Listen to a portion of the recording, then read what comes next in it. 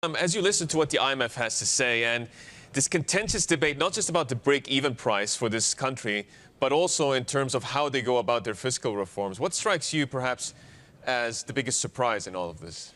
So, incidentally, I had lunch with Jihad yesterday, so aside from breaking bread with him, I echo his comments to the extent that it is a new epoch. It is likely that oil prices are not going to rekindle the high digits that we were familiar with some years ago.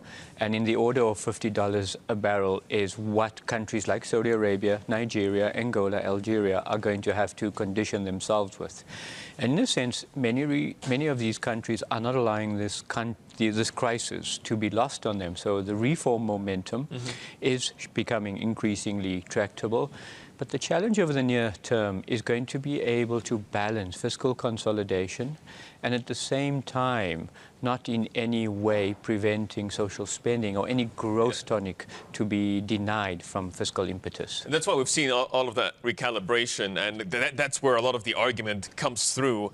But in terms of the other piece of this reform puzzle, which is the Saudi Aramco IPO, arguably the crown jewel in Vision 2030. We understand now from the latest comments from the Financial Conduct Authority in the UK that there have been conversations with the CFO back in January about the amount that they're going to list. How valuable do you think this company is, and how big a difference is that going to make? It's seismic. The sheer scale and capitalization of this entity, it's coming to market simply beyond the symbolism, is manifestly material, in a sense reflecting Saudi Arabia's coming out, Saudi Arabia's liberalization. So over the near term, to the extent that it will provide a material capital injection that helps to buffer the impact of negative oil prices, that will be material. The symbolism also suggests that Saudi Arabia is at a tipping point in a constructive sense, an inflection point perhaps more appropriately, where the diversification, the behavioral dynamics, the cultural dynamics and lay of the land of that particular country is on the cusp of major reforms. But at the same time, this also needs to be done in a tentative and a sensible manner. Hi, Ghulam. David here in Hong Kong. Just to pick up on your point there, because you mentioned that momentum has been picking up in the reform agenda. When do we turn the corner? I mean, are we talking 10 years before we realize that the reform process has indeed succeeded? So in the nature of structural reforms, this does take time.